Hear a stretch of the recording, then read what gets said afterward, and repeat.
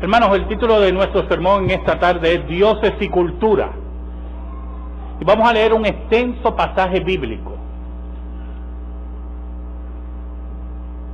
No voy a ser tan expositivo porque el pasaje es extenso y estaríamos hasta las, según mis cálculos, 5:30.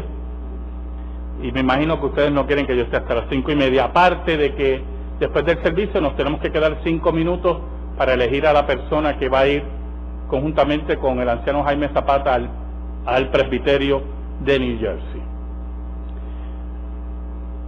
Pero sí vamos a tocar varios aspectos en este sermón titulado, como dije anteriormente, Dioses y Cultura.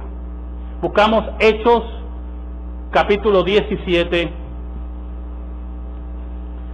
versículos del 16 al 34.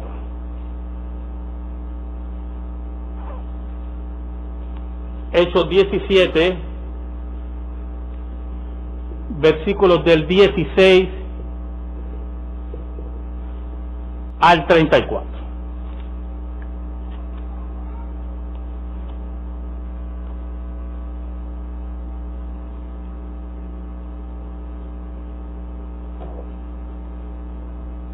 Dice así la palabra de Dios, en el nombre del Padre, del Hijo y del Espíritu Santo. Mientras Pablo los esperaba en Atenas, su espíritu se enardecía viendo la ciudad entregada a la idolatría. Así que discutía en la sinagoga con los judíos y piadosos, y en la plaza cada día con los que concurrían. Y algunos filósofos de los epicúreos y de los estoicos disputaban con él, y unos decían: ¿qué querrá decir este palabrero? Y otros: parece que es predicador de nuevos dioses, porque les predicaba el evangelio de Jesús y de la resurrección. Y tomándole le trajeron al Areópago, diciendo: ¿podemos saber qué es esta nueva enseñanza de que hablas? Pues traes a nuestros oídos cosas extrañas. Queremos pues saber qué quiere decir esto, porque todos los atenienses y los extranjeros residentes allí en ninguna otra cosa se interesaban sino en decir o en oír algo nuevo. Entonces Pablo, puesto en pie en medio del Areópago, dijo: varones atenienses, en todo observo que sois muy religiosos, porque pasando y mirando vuestros santuarios, hallé también un altar en el cual estaba esta inscripción: al Dios no conocido, al que vosotros adoráis, pues sin conocerle es a quien yo os anuncio. El Dios que hizo el mundo y todas las cosas que en él hay, siendo Señor del cielo y de la tierra, no habita en templos hechos por manos humanas, ni es honrado por manos de hombres, como si necesitase de algo, pues Él es quien da a todos vida y aliento y todas las cosas. Y de una sangre ha hecho todo el linaje de los hombres, para que habiten sobre toda la faz de la tierra, y les ha prefijado el orden de los tiempos y los límites de su habitación, para que busquen a Dios, si en alguna manera palpando puedan hallarle, aunque ciertamente no está lejos de cada uno de nosotros. Porque en Él vivimos y nos movemos y somos, como algunos de vuestros propios poetas también han dicho, porque linaje suyo somos. Siendo pues linaje de Dios, no debemos pensar que la divinidad sea semejante a oro o plata o piedra, escultura de arte y de imaginación de hombre. Pero Dios, habiendo pasado por alto los tiempos de esta ignorancia, ahora manda a todos los hombres en todo lugar que se arrepientan, por cuanto ha establecido un día en el cual juzgará al mundo con justicia, por aquel varón a quien designó, dando fe a todos con haberle levantado de los muertos. Pero cuando oyeron lo de la resurrección de los muertos, unos se burlaban y otros decían: ya te oiremos acerca de esto otra vez. Y así Pablo salió de en medio de ellos, mas algunos creyeron juntándose con él, entre los cuales estaba Dionisio, el Areopagita, una mujer llamada Damaris y otros. con ellos. Oramos.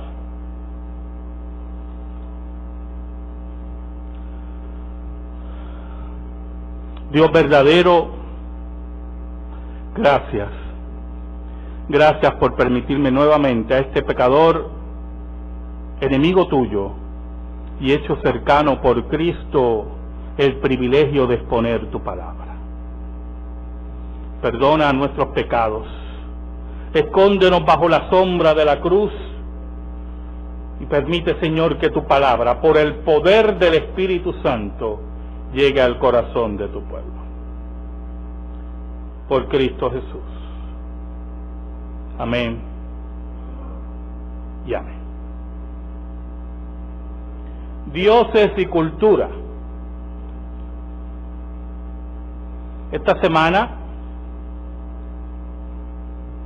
en varios lugares, en Inglaterra, en el mundo, y a través de la televisión vimos la conmemoración o el recuerdo de la muerte de la princesa Diana, cumpliendo 10 años. Para mí fue los otros días. 10 años. Nunca olvidaré, creo que se lo he dicho anteriormente, la noche en que ella murió. Yo dormía y mi esposa, de esas cosas raras, que seguramente ella se acuesta primero que yo, estaba viendo la televisión y me levantó 2 veces. Primero para anunciarme que había sufrido un accidente muy grave, y la segunda vez me volvió a despertar para decirme que Diana había muerto. Y es interesante cómo la princesa, y ese título pues lo ponemos entre comillas, la princesa caló profundamente en el pueblo inglés, principalmente en ese pueblo que un gran por ciento todavía cree en reyes, en reinas, en príncipes, y cómo se convirtió en un símbolo de mucho cariño del pueblo a la luz de lo que se había revelado en las interioridades de la corte de Inglaterra, del palacio de Buckingham. Una mujer que sufrió un matrimonio quebrado, donde hubo diferentes problemas familiares. Me acuerdo que una persona me indicó cuando murió, me recalcó mucho los pecados de la princesa. Definitivamente tenía muchos, pero no me recalcó mucho los pecados del príncipe. Me sonó un poco machista el señalamiento, pero en fin, era mujer que cuando muere se convierte en un símbolo, en un mito, ya se está convirtiendo en un mito, en un dios para muchos ingleses. Esa cultura inglesa que ha abandonado sus raíces, que ha abandonado su pasado y tiene que recurrir a dioses falsos, a símbolos falsos. Yo oía al obispo de Canterbury en esta semana en el servicio, no me gustaría usar el término culto, en el servicio, y me estuvo muy raro que mencionara a Jesucristo. Regularmente en estos servicios ya la religiosidad es tal y son tan ecuménicos que Jesucristo se pierde en la verborrea religiosa. Pero así es la cultura inglesa. Está construyendo nuevos dioses por encima de la iglesia, por encima de la persona de Jesús. Usted ve que esa cultura permite que se celebre un servicio a una persona que definitivamente en su vida le había dado las espaldas a Dios. Y permite que una reina sea la cabeza de la iglesia que definitivamente no conoce a Jesús. Y cualquiera puede decir que así es la cultura. La cultura en un mundo de pecado produce dioses falsos.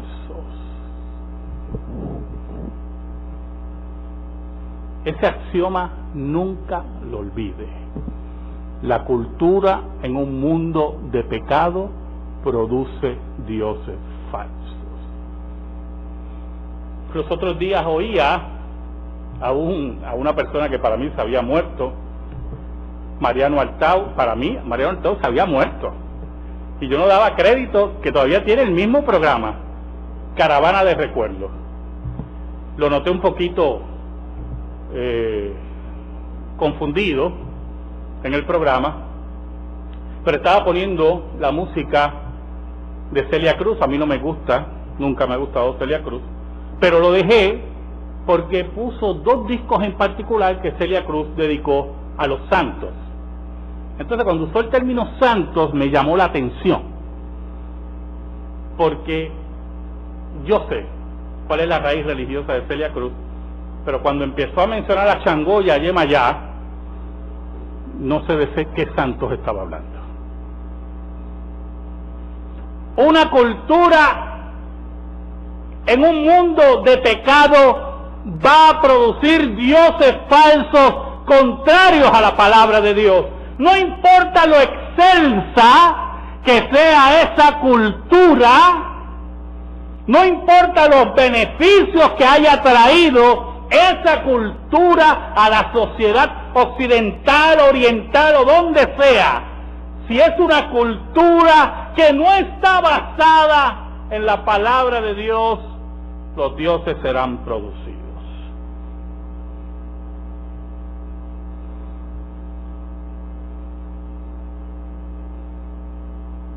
Una de las escenas favoritas que se presentó en esta semana fue a Diana con la Madre Teresa, una de las escenas más favoritas del periodismo. Recuerda que el periodismo es uno de los grandes peligros que cae la prensa, que cae continuamente en el amarillismo, ¿verdad? Entonces, ya tenemos endiosada a esta mujer, vamos a presentarla con Madre Teresa. Entonces yo le comentaba a mi esposa hace una semana que pronto va a salir un libro de Madre Teresa muy importante,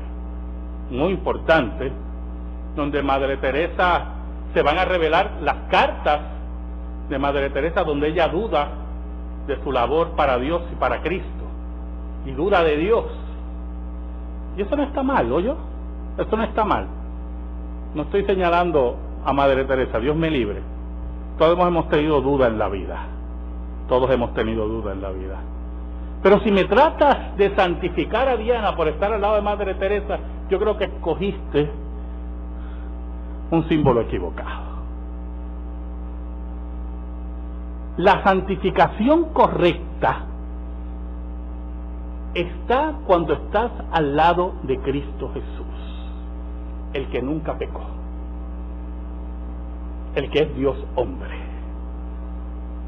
La valorización de Diana como mujer y como cristiana está en aquello que ella rindió a los pies de Cristo, no a los pies de Madre Teresa, no a la lucha de las minas contra los humanos, sino a la lucha de nuestro pecado, rindiéndolo a los pies de Jesús. Pero hermano, así es la cultura. La cultura en un mundo de pecado produce dioses falsos, símbolos falsos, porque cuando el hombre no quiere a Dios, construye sus dioses. Pablo estaba esperando a sus amigos y hizo un viaje turístico, pero ese viaje turístico le afectó emocionalmente. Estaba profundamente impresionado de la idolatría de los griegos. Oh, los griegos que produjeron la democracia, que nos dieron los primeros pasos en la medicina, que nos dieron los primeros pasos, como le decía en el sermón pasado. Fueron los grandes productores también de los dioses clásicos en el siglo V. Y él veía cómo ese pueblo en Atenas la capital de la sabiduría, se hundía en el pecado de la idolatría, no importando lo excelsa de su cultura. Eran profundamente idólatras, estaban profundamente confundidos.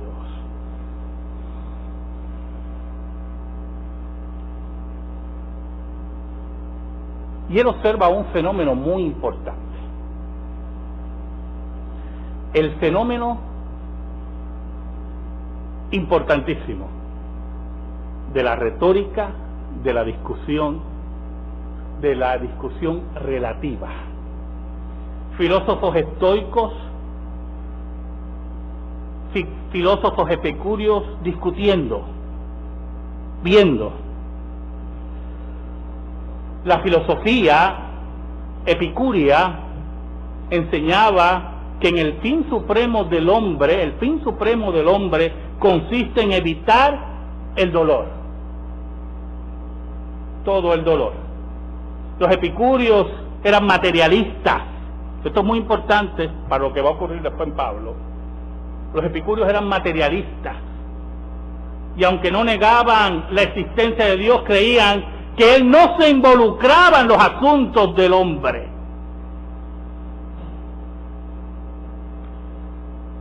Los estoicos enseñaban el dominio total de uno mismo, y que la meta de la vida del ser humano era llegar a un punto de indiferencia total al placer y al dolor. Y así estaban en esas discusiones, rodeados de la idolatría, en discusiones filosóficas relativas, buscando síntesis en la misma. Y Pablo, aprovechando esos grupos pequeños, aprovechando los grupos que se formaban, y predicaba el Evangelio, y predicaba a Cristo Jesús. Allí, en medio de esa discusión profunda, de esa cultura tan marcada, llama la atención Pablo.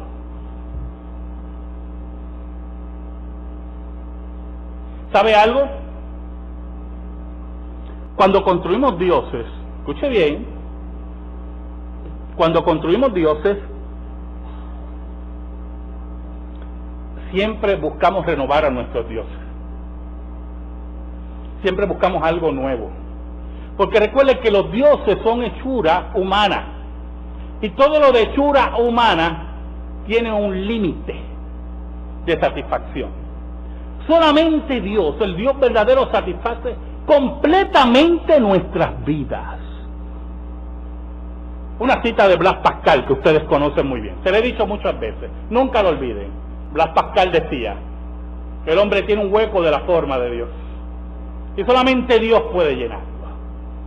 El gran filósofo francés, cristiano, matemático.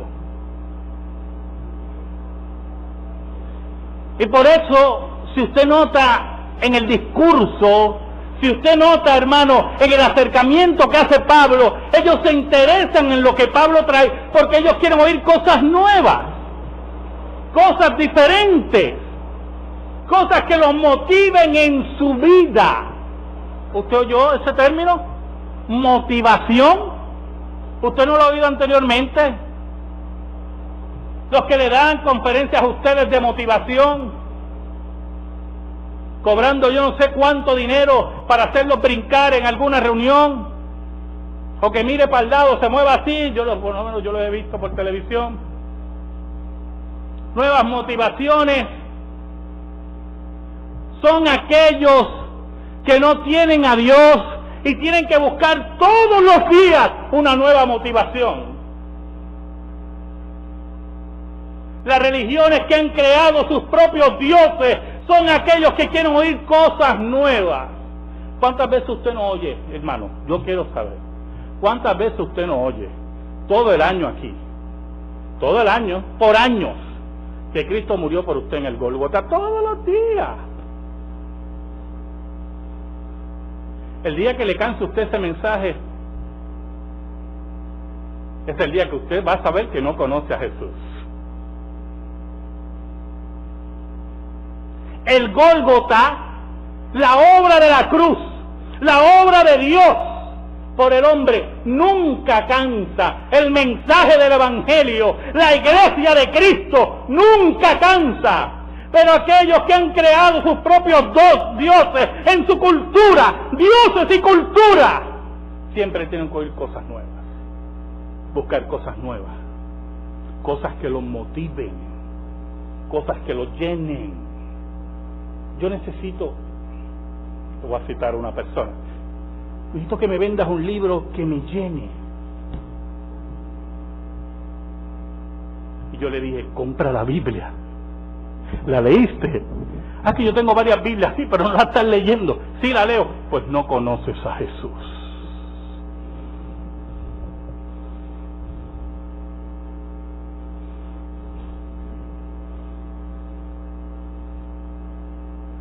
Los que buscan en púlpitos, en iglesias, cosas nuevas de oír, nuevas prácticas de adoración, algo que no los canse, no conocen a Jesús. Tienen dioses creados a su imagen y su semejanza, y tienen que oír algo nuevo, tienen que oír a Pablo, a Pedro, a lo que sea, algo que nos llene, algo que nos motive. Pero aquel que ha conocido a Jesús no necesita mayor motivación que el Gólgota y la tumba vacía.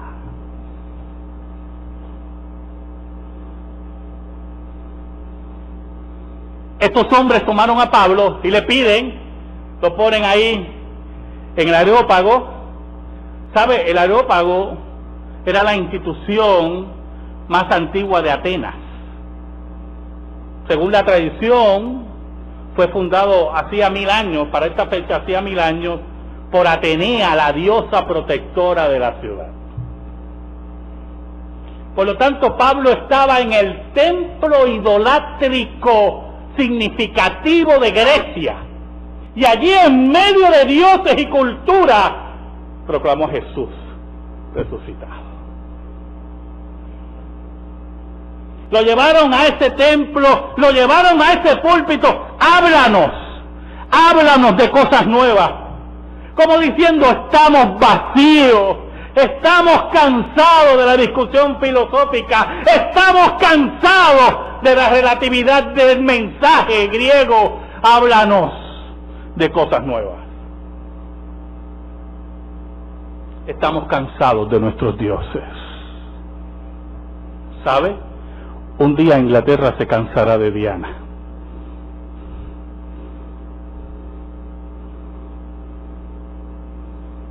No se olvide de eso. Y buscará un nuevo Dios.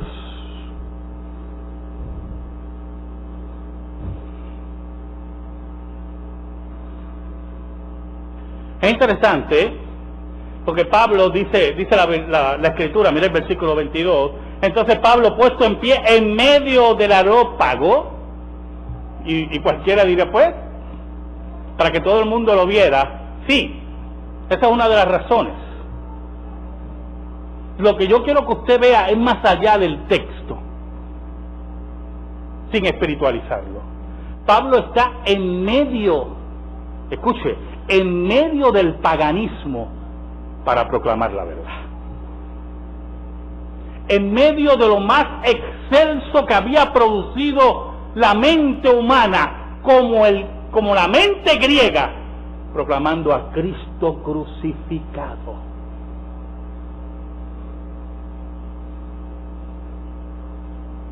En medio de dioses y de cultura, estaba Pablo proclamando al Dios que había creado todas las cosas.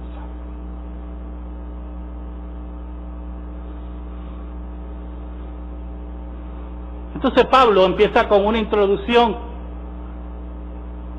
que es la típica introducción de aquel que está preparando un golpe contundente, porque él quiere llamar la atención.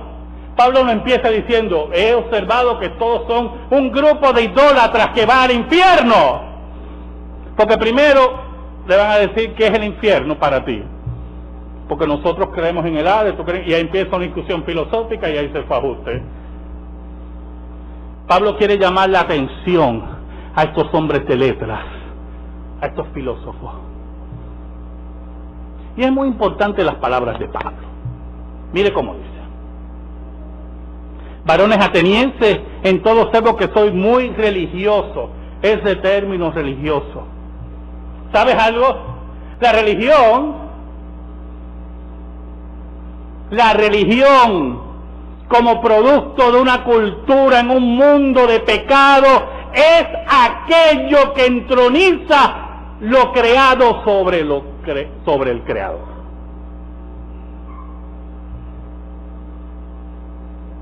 ¿Cuán religiosos son ustedes, hermanos? ¿Cuán religioso soy yo?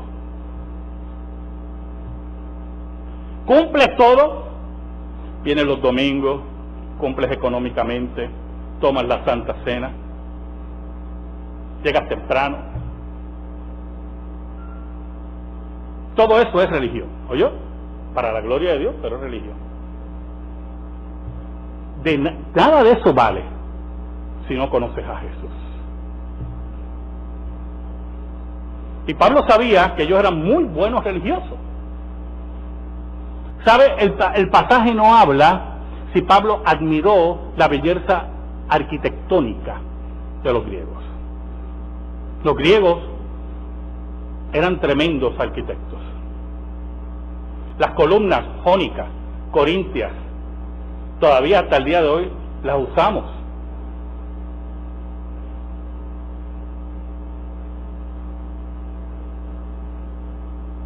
Pero Pablo quería ir al corazón de la discusión. Ustedes son muy religiosos. He visto que ustedes llevan su religión desde su corazón. Todo el mundo puede ser muy buen religioso, hermano. Eso es lo que quiere decir Pablo. Ustedes pueden ser un buen santero y un buen budista, ¿oyó? Que lleva su religión como debe ser, y un buen hinduista y un buen musulmán.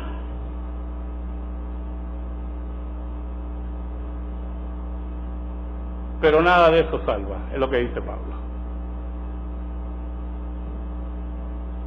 No importa, mire, usted puede ser mejor budista que yo como cristiano. Aquí el problema es el objeto de fe. Buda no salva, Jesucristo salva. No es la práctica religiosa, no es lo excelente, lo aquilatado que lleve su práctica religiosa, es el contenido de esa religión, es el objeto de fe lo que determina tu destino eterno.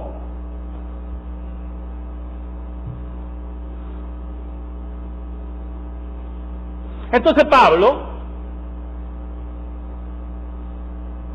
había observado, yo me imagino a Pablo estudiando los diferentes dioses y de momento ve el gancho. Por aquí es que voy a ir. Y ve un altar al Dios no conocido. ¿Saben? Los historiadores griegos hablaban de altares a los dioses no conocidos. Y en Corinto, en las excavaciones arqueológicas, no en Atenas, en Corintios, se encontró una inscripción que decía al Dios no conocido.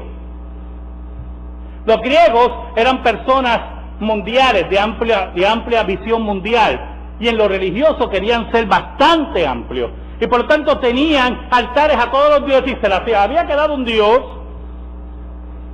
crearon un nuevo altar al Dios no conocido.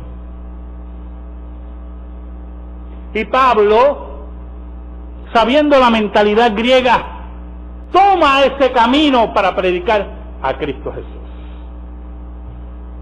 Pero yo quiero que ustedes profundicen las palabras de Pablo, porque él toma, mire cómo él dice, el versículo 23, a mitad, al que vosotros adoráis pues sin conocerle.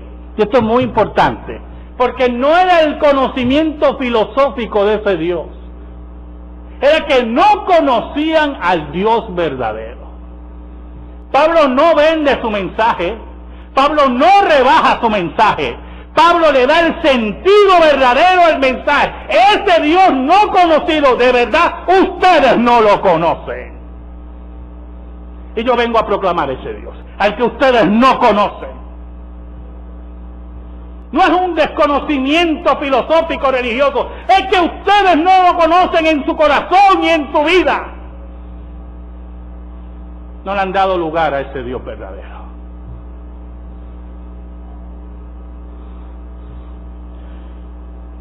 Mire el versículo 24. El Dios que hizo el mundo y todas las cosas que en él hay, siendo Señor del cielo y de la tierra, no habita en templos hechos por manos humanas. Y Pablo empieza a introducir las verdades bíblicas inmediatamente. No importa lo hermoso que sea este templo, no importa sus columnas corintias, cuánto estén adornadas o jónicas.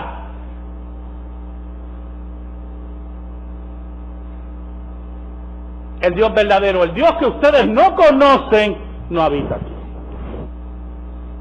Porque es el creador de todo, de la bóveda terrestre, del planeta Tierra, de las estrellas que ustedes observan.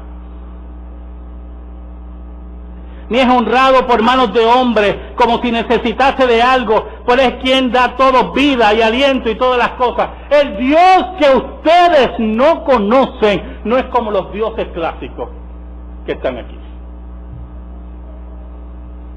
Dioses que necesitan de ustedes, de su adoración, de sus sacrificios. Es el Dios que está totalmente completo. Todo lo contrario, es el que le da vida a ustedes. Ustedes no le dan vida a ese Dios. Y Pablo, es interesante porque Pablo introduce de momento a Adán y Eva, sin mencionarlo. Mire, este sermón de Pablo es una joya homilética de cómo usted puede decirle a una persona, va para el infierno sin decírselo. Una joya homilética. Y de una sola sangre ha hecho todo el linaje de los hombres, Adán y Eva, para que habiten sobre la faz de la tierra. Entonces mire cómo Dios traslada la soberanía de las ciudades-estados, como creía Grecia, y en este caso Roma, en aquel tiempo, al Dios verdadero, y les ha prefijado el orden de los tiempos y los límites de su habitación. Dios ha fundado las naciones y ha dicho, hasta aquí van a llegar. Dios es el que controla ese Dios no conocido. Definitivamente ustedes no conocen. Yo le estoy describiendo a ese Dios.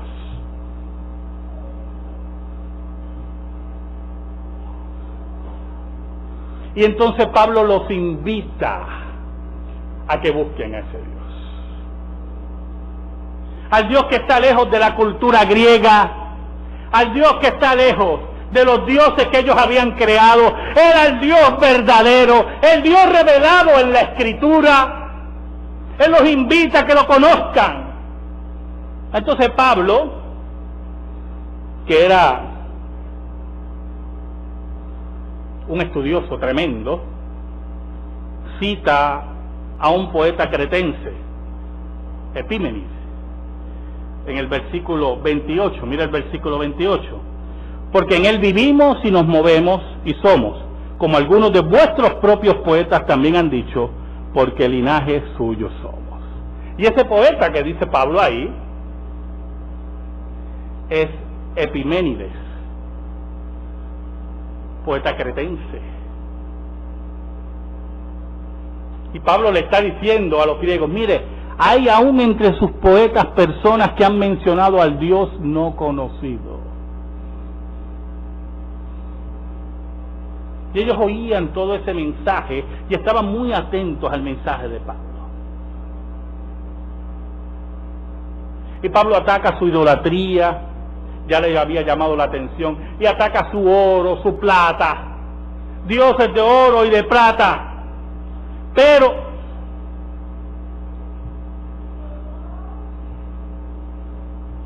Pablo se introduce en un tema que no le gustó. Ahí entra la cultura, hermanos. Se hace presente la cultura religiosa griega. Mira el versículo 31. Por cuanto ha establecido un día en el cual juzgará al mundo con justicia por aquel varón a quien designó, dando fe a todos con haberle levantado de los muertos. Entonces mira el versículo 32. Pero cuando oyeron de lo de la resurrección de los muertos, unos se burlaban y otros decían, ya te oiremos acerca de esto otra vez. ¿Sabe, hermano? Por motivo, escuche bien esto, por motivo de la fundación del Areópago por la diosa Atenea hace 1000 años, Esquilo, un poeta, citó al dios Apolo en esa fundación, en la fundación del Areópago, y el dios Apolo dijo estas palabras. Sabemos que no las dijo, estoy citando. El dios Apolo, según Esquilo, dijo estas palabras. Recuerden que eran unas culturas que creían en la posesión de dioses, y los dioses hablaban a través de los sacerdotes y las sacerdotisas. Y este poeta dijo, citando a Apolo, cuando un hombre muere, escuche, cuando un hombre muere y la tierra bebe su sangre hasta apurarla, ya no hay resurrección. Y eso se dijo en la fundación del Areópago. Y los griegos tenían presentes esas palabras de Apolo. No hay resurrección. Pero allí en medio del templo de Apolo, de Atenea, había uno que proclamaba la resurrección. Y estaba diciendo que Apolo estaba equivocado, que los griegos estaban equivocados y que Cristo había vencido la muerte. Por eso los griegos, cuando lo oyeron de resurrección, tenían muy presentes las palabras de Apolo y no le hicieron caso a Pablo. Pero había otro problema más profundo. Los griegos veían la historia en forma cíclica, basada en las estaciones del tiempo. Para ellos la primavera era el nacer, era el nacimiento. El verano era la plenitud de la vida. El otoño era tú ya en el ocaso, y el invierno era la muerte. Y así se repetía, y para ellos la vida era así. Ellos nunca habían visto una resurrección. Por eso los griegos le daban mucha importancia, toda la importancia, al alma inmortal. Para ellos la vida era cíclica. Por eso cuando Pablo habla de resurrección, ellos decían, este está loco. La vida es como las estaciones del año. No queremos oírte más. ¿Quieres refutar la vida? ¿Quieres refutar lo que hemos observado? ¿Quieres refutar a nuestros filósofos? ¿Y quieres refutar a Apolo?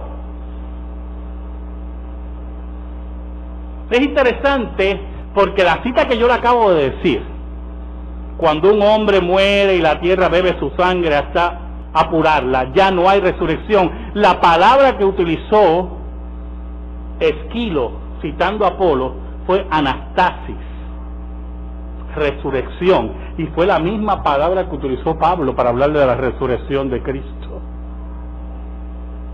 Apolo decía que no había resurrección y Pablo dice sí hay resurrección, Cristo ha resucitado. Ahora, parece que la escena no fue muy agradable para Pablo. Empezaron a rechazarlo, deben haber algún abucheíto por el medio, por ahí. Y dice el versículo 33, y así salió Pablo de en medio de ellos, pero el versículo 34 es muy importante. Y con esto termino en esta tarde. Mas algunos creyeron juntándose con él, entre los cuales estaba Dionisio, el areopagita, una mujer llamada Dámaris, y otros con ellos. Y esto es muy importante. ¿Se acuerda el título del sermón, Dioses y Cultura?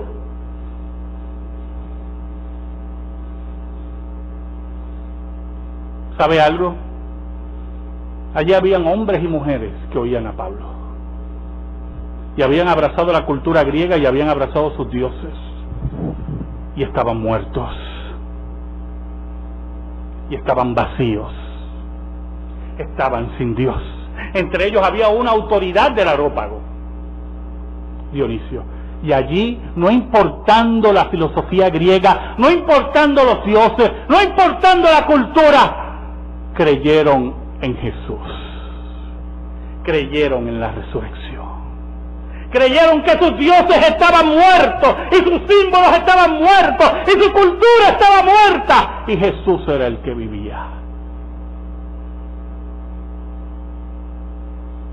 No importa lo poderosa de la cultura, no importa lo poderoso de esos dioses, Pablo estaba solo, perseguido por Roma y proclamaba a Cristo. El Areópago era un lugar de belleza, lleno de filósofos, pero hoy, hermano, el Areópago yo lo visité en 1990, son ruinas turísticas. Y el apóstol Pablo es traducido a miles de idiomas alrededor del mundo, proclamando a Cristo resucitado. Oye, le digo, hermanos, que el Dios no conocido de Pablo triunfó. La tumba vacía triunfó. La filosofía griega fue derrotada. Hoy los dioses y la cultura griega son materia de estudio. Y las palabras de Pablo y la proclamación del Evangelio son materias que cambian vidas.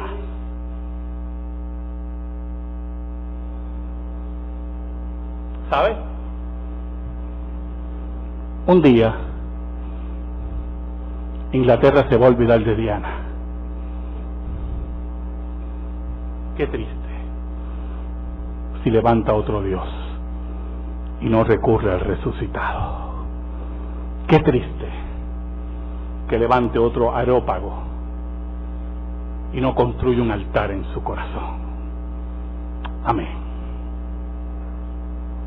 Gracias te damos, Señor. Gracias te damos por tu palabra, única regla de fe y conducta. Que sea esta palabra, Señor, que cambie nuestras vidas y nuestro corazón. Oh, Señor, que ese Dios no conocido, en la persona de Jesús, el que nos dio a conocer a ese Dios, cambie las vidas de aquellos que no te conocen. Por Cristo Jesús. Amén. Y amén.